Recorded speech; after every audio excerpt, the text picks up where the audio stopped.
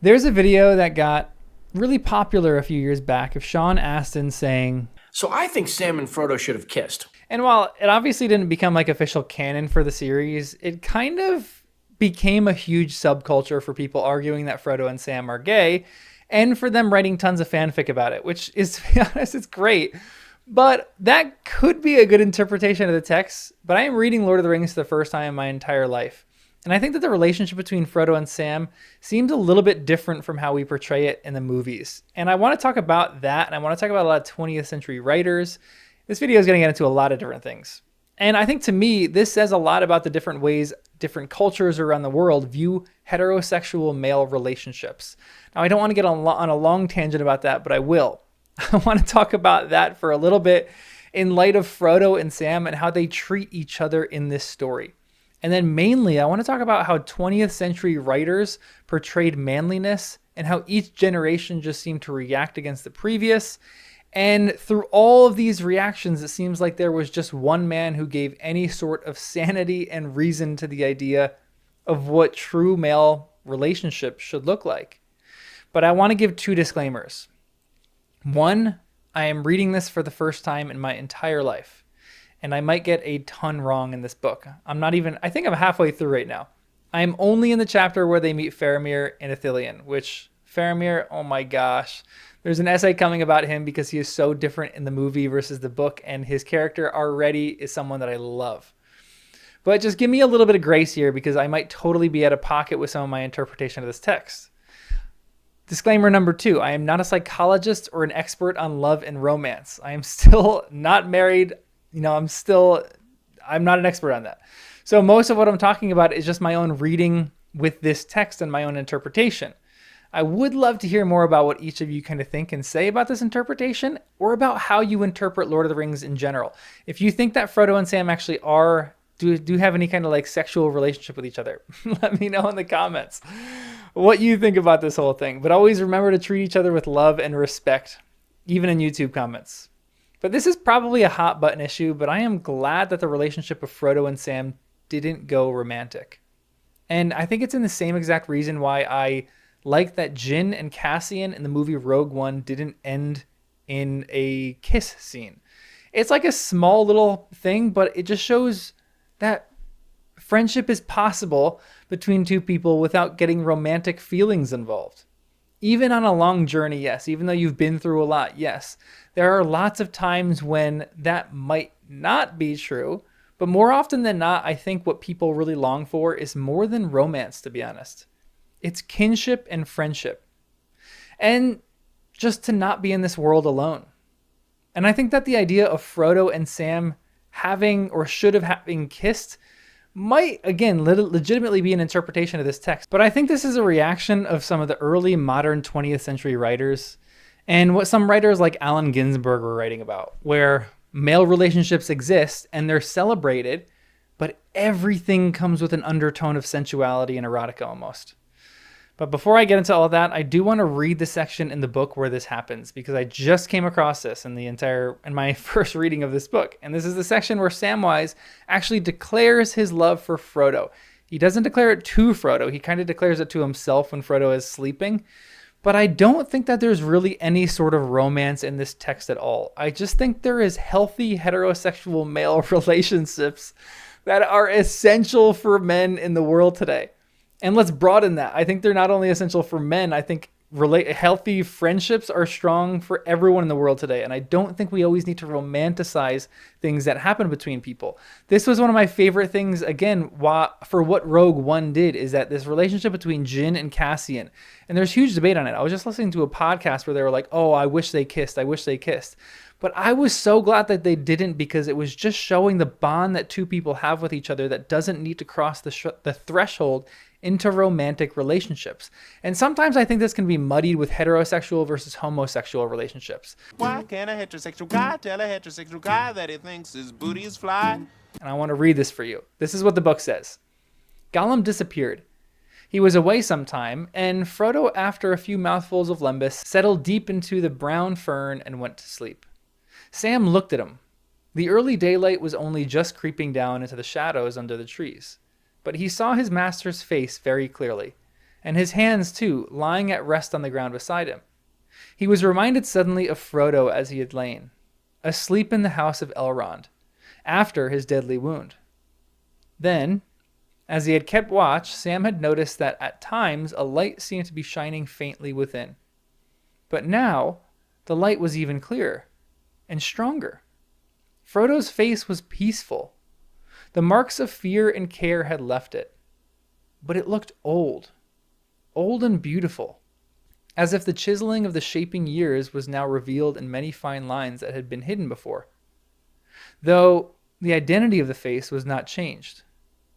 Not that Sam Gamgee put it that way himself. He shook his head, as if finding words useless, and murmured, "I love him. He's like that. And sometimes it shines through somehow, but I love him, whether or no." How beautiful is that? It's the first time in the series that Sam has openly stated that.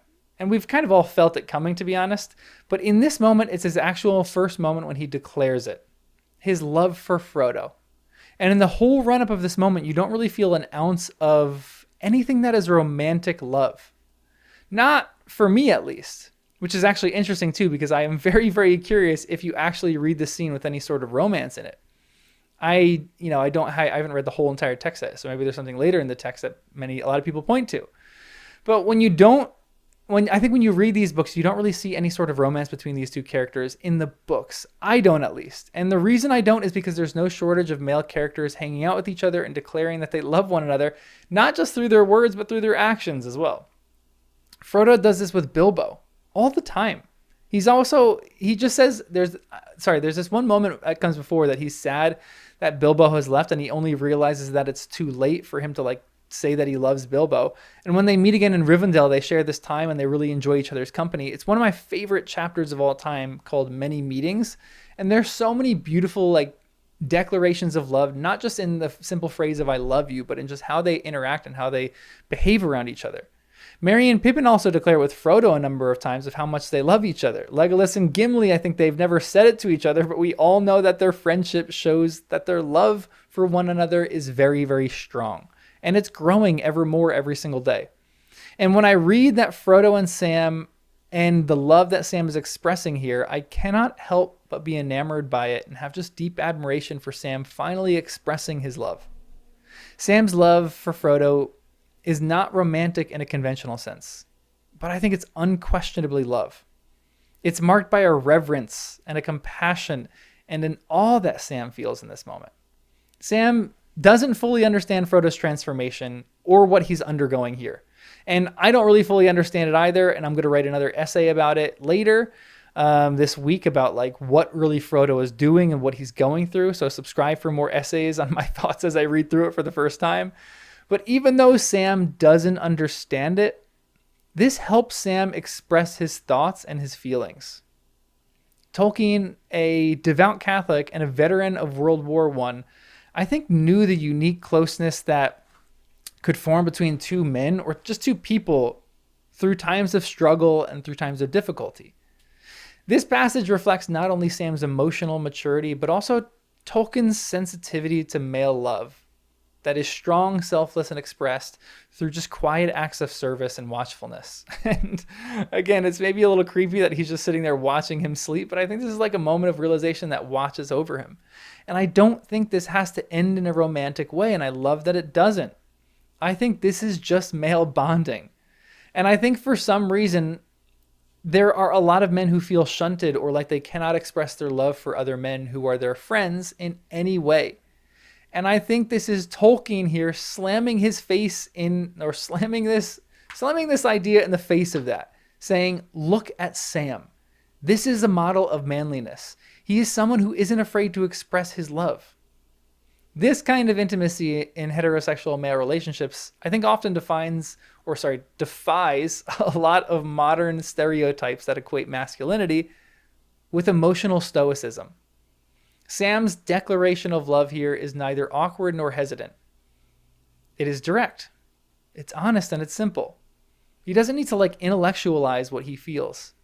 He says, I love him, whether or no. As if love is not really something that needs justification or understanding. It just simply is, which is another reason I love this so much. There's no like ongoing explanation for Sam. It's just that he loves him. He doesn't really need to explain or understand that all that much.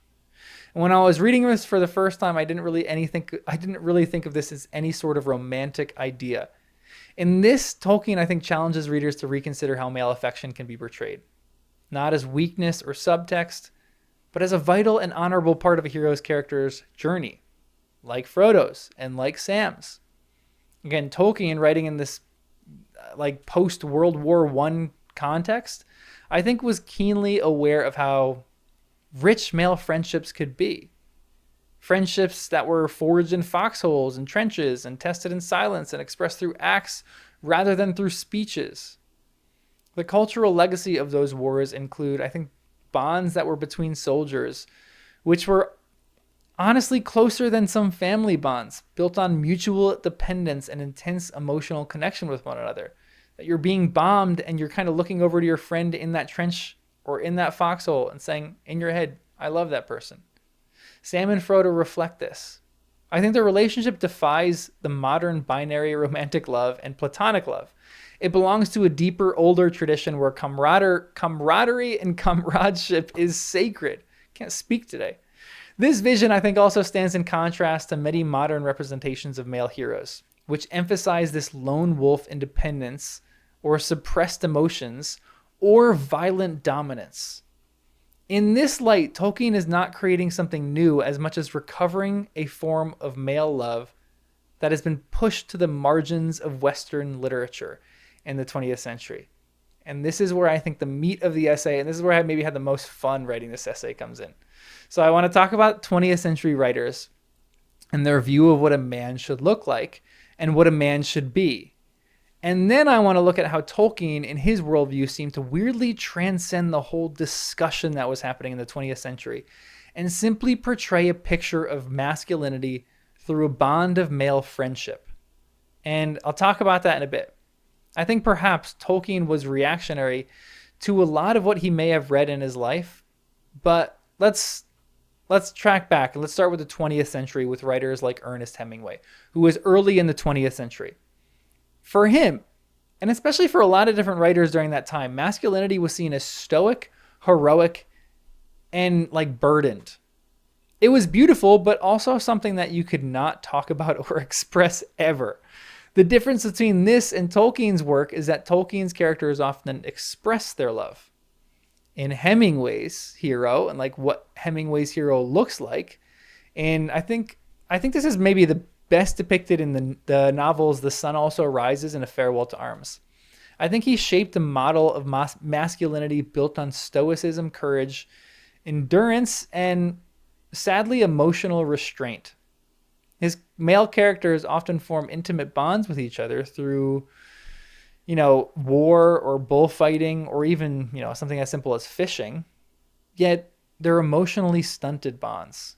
Because through these bonds, there is some sort of trauma attached to them, like war. It's tragic and it's realistic. But this gave men the idea that we need to stunt out emotional expression.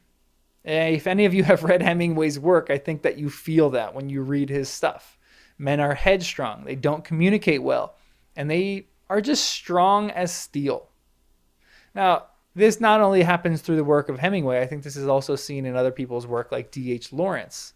Now, he wrote this book, two that I kind of want to touch on, called Sons and Lovers and Women in Love. And through these, Lawrence explored male relationships with more emotional openness than Hemingway did, but he skirted along the lines of sensuality in his writing. Yet one thing that Lawrence did that Hemingway didn't was he interrogated the tension between physical desire, emotional intimacy, and the pressures of just what masculine or manly roles should really look like. So I think he's doing good because he's bringing up questions about it and what it looks like in society today, but I find that his answers are actually lacking. It's a lot different from Hemingway in that he kind of questions these things, but his answers aren't really that good. And then comes Franz Kafka and T.S. Eliot, both being writers who essentially threw their hands up and lamented the fact that manliness was lost.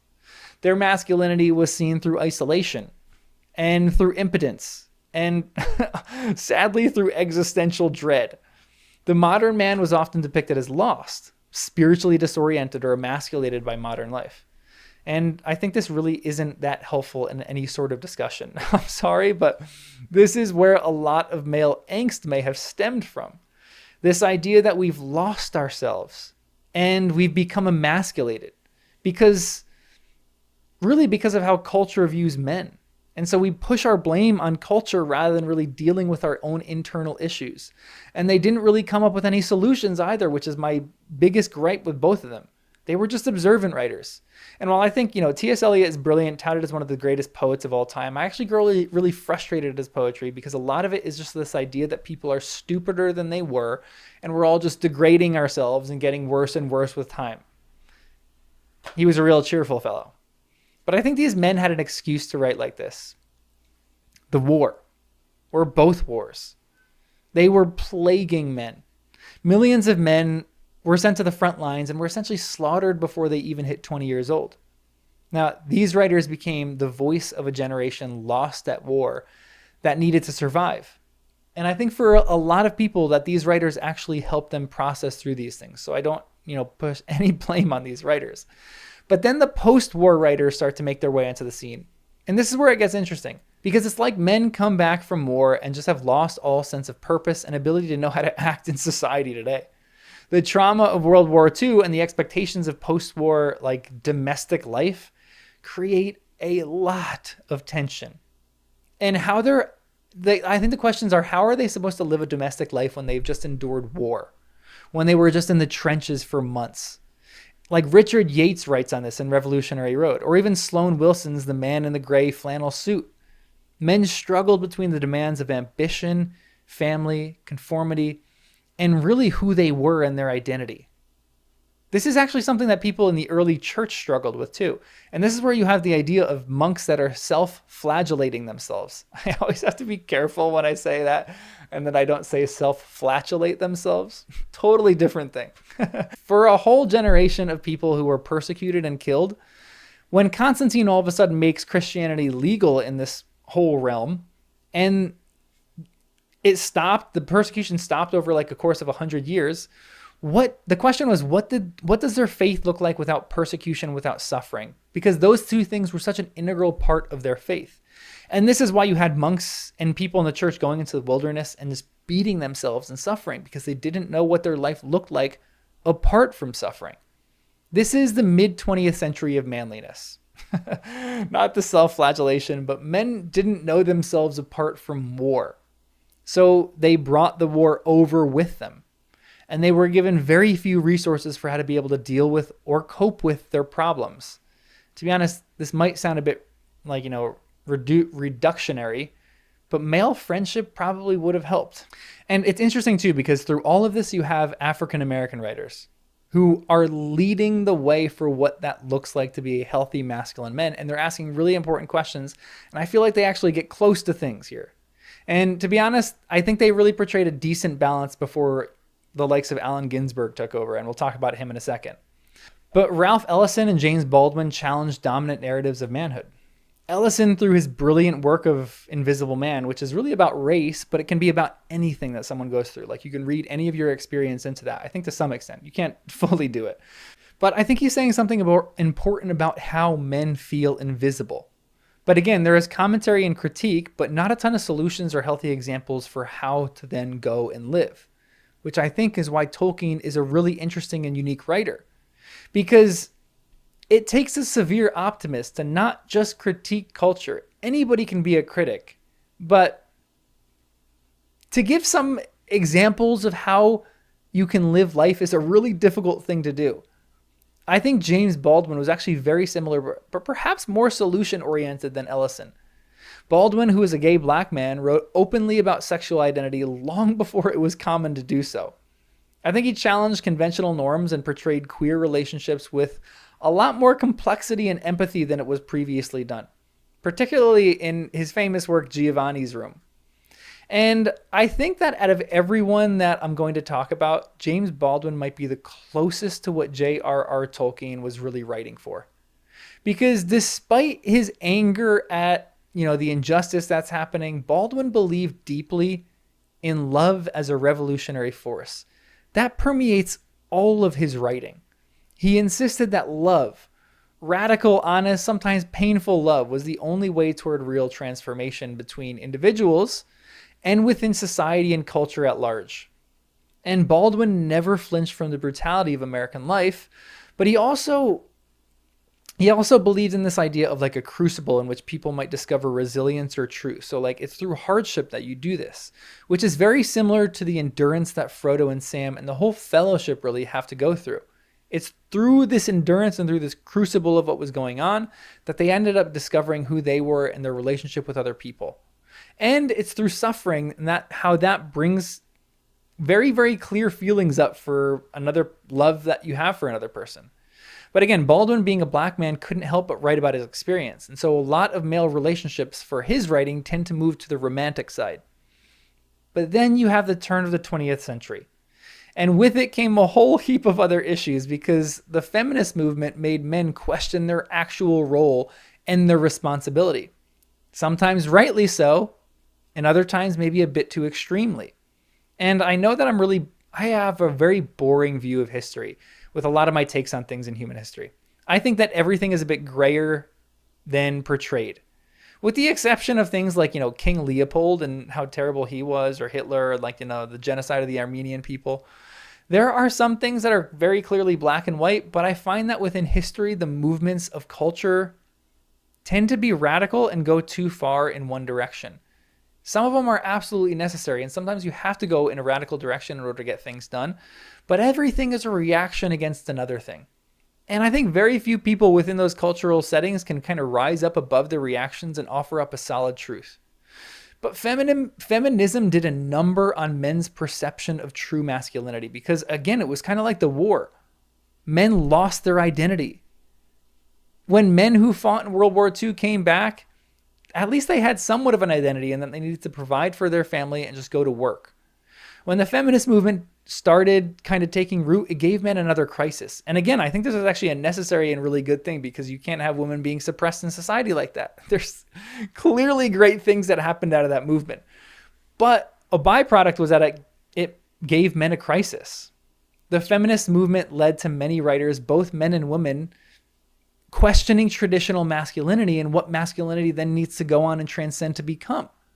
Male protagonists became a lot more self-aware, a lot more flawed and emotionally complex. Think of writers like John Updike, whose characters are incredibly complex. Think of his rabbit novels. Or think of the work of like Philip Roth, who often wrestled, and I think failed a lot, with these new pressures. Writers then progressed into, I think, offering fewer solutions, but becoming more painfully aware of your problems with postmodernism. Don DeLillo and David Foster Wallace examine male identity and how it's shaped by things like media consumption and irony, weird enough. But again, their male characters perform masculinity, but they're painfully aware of its hollowness. And so they're looking for a solution, but they cannot find it. And there is not really any sort of, thing or example that they can live by here. For either of those writers, I would rather eat porcupine quills and hold up any man in the novels as a model to live by. They're good commentary and critique, but not examples. They are painfully void of any real models of how to live or act like a man, which is true of postmodern writers, all postmodern writers. Well, maybe that's a bit of an overstatement, but I find that movement really interesting, but I'm not interested. And the writers are really good, but their thesis and their ideas were just lacking. They were all painfully aware of life's meaninglessness. And I mean, this is only talking about the idea of male friendships. I don't even want to get into the idea of what that looks like in a father-son relationship. I mean, read The Road for insight on that one and what a man thought for how he needed to act in that situation. But again, that's a discussion for another time. I think in the 20th century, you have a lot of really pessimistic writers. I mean, I think you have this in any story or any time really, but some of the more popular works of the 20th century were ones with good examples of masculinity. In a depressing fashion, there are really only two books that I can think of off the top of my head. And not off the top of my head. I've thought about this for a week. I've been looking through thinking through all the books of the 20th century and all the ones that I've read. And I've been trying to think of an example for how a man should act, or like a good shining person who everyone is like, I want to be like that person. And I can only think of two. If you know of any others in 20th century writing, please let me know. Even 21st century writing, throw that in there. So I came up with two, actually kind of one and a half. The half belongs to Atticus Finch, a man who stood up for what was right, even when the whole town disagreed and fought him for it. But this is where the mass outrage came over Ghost at a Watchman, which I believe in my heart of hearts should never have been published. That was one of only two books I went for a midnight release for, the other being Harry Potter. But Ghost at a Watchman took one of the examples of real manliness that came in the 20th century and among a plethora of writers, and made him racist and not really believe in what he was doing at the time. Which was crushing not only for me, it was crushing for pretty much everyone who read that book. For all of us, we loved him and we believed him to be a hero. And where did our hero come from? In the 20th century, for all writers, if you watch this channel or tune in with this channel, you know it came from The Lord of the Rings. A story where we can obviously interpret it how we want to interpret it, but a novel chock full of men knowing their purpose, of men feeling deeply and being grumpy and being scared and noble and skilled and, very importantly, relying on each other. Because I think one thing that Tolkien portrays that a lot of these other 20th century writers don't, is that manliness and masculinity can only really be defined and determined in relationships. Dare I say fellowships. I'd say that the crowning achievement of Tolkien is his idea of a fellowship and the idea of being able to walk through difficult things with other people. And if you are alone and isolated, you will have angst, like all these other writers described. Because I think in the 20th century, something that you kind of get with all of them is that all these writers, they were writing about what it means and feels like to be alone and isolated. And Tolkien brings up this idea so well in his work, in that when you are living a healthy life, it's when you are relying and trusting on others. And when you're failing, it's when you're seeking to do things alone. And I think this vision kind of stands in contrast to, again, many modern representations of male heroes, which tend to emphasize this lone wolf independence, or maybe even suppressed emotions, or tragically violent dominance, like in the work of Barbara Kingsolver. In Tolkien's work, and especially in Sam, heroism is rooted in compassion, tenderness, and faithfulness. Sam does not see love as something that must be proven through conquest or command. It is something quiet and consistent and constant. He demonstrates that to protect someone, to cherish someone, and to weep for someone are not acts of weakness, but profound, profound strength. Sam's courage is emotional as much as it is physical here. He dares to feel deeply, and he acts on those feelings without any apology or armor. Again, one of my favorite things is he doesn't really go into a whole long soliloquy about how he loves Frodo and goes into words. It says like he throws words aside and just goes, I love him. Tolkien also kind of subverts class dynamics through this portrayal too, in that Sam is a working class gardener and one who portrays the actual greatest emotional intelligence and moral resilience maybe in this whole series so far. Because if you read this text, Frodo is actually a bit more reserved in how he shows his love for Sam, rather than for Sam showing it to Frodo. Frodo loves Bilbo and he shows it openly, but with his love for Sam, it's a little bit more under the radar. Sam's love is not idealized, or it's not like chivalric love or a nobleman's romantic obsession. It's more earthy than that. It's the enduring love of someone who knows what it means to labor and to serve and to stay. And that this character becomes in many readers' eyes the true hero of the tale, I think is a testament to Tolkien's conviction that love, especially between men, doesn't need to be rarefied or even abstract to be really powerful. It doesn't even need to be romantic. It can grow out of shared meals. It can grow out of quiet loyalty, or, watching someone sleep as Sam is doing here. Maybe a bit creepy, but that leads me actually into another really interesting point in this. And this is maybe why I think there's proof in this scene as why this is less romantic for me and more of one as deep affection and friendship. Because the physicality of this scene, of Sam like sitting there watching Frodo sleeping and Frodo's hands at rest and the peacefulness of his face, it feels like religious or even mythic iconography. Frodo becomes almost saint-like to Sam here. I think he's a figure to Sam, both human and transfigured, which again, maybe this is another essay later this week about Frodo's actual transformation and what is going on, but I think Sam here sees Frodo like this because he cared for him when he was in Rivendell, when he saw some of the same things that he saw.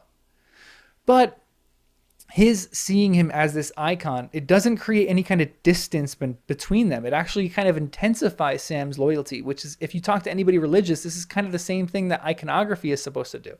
It's supposed to give you these intense feelings. Sometimes it's these intense feelings of your own sinfulness. But I think this is like why, because Frodo's sitting there and it's his intense endurance and pain and his vulnerability that evokes such fierce devotion within Sam. This image of love is rooted in not dominance or bravado, but in humble acts of bearing witness to someone else suffering, which is one of the beauties of this entire series and beauties of Sam, because he refuses to leave Frodo's side through all this. In recognizing Sam's love for Frodo as heroic virtue, Tolkien shows the revision of masculinity. He reminds us, I think, that strength can lie in gentleness, that devotion can be brave, and that the most heroic words in a great epic may simply be, I love him, whether or no. But let me know in the comments what you think below. This might have been maybe a more controversial essay, but make sure you like this video if you made it this far. Subscribe for more of these essays, and I'll see you in the next one.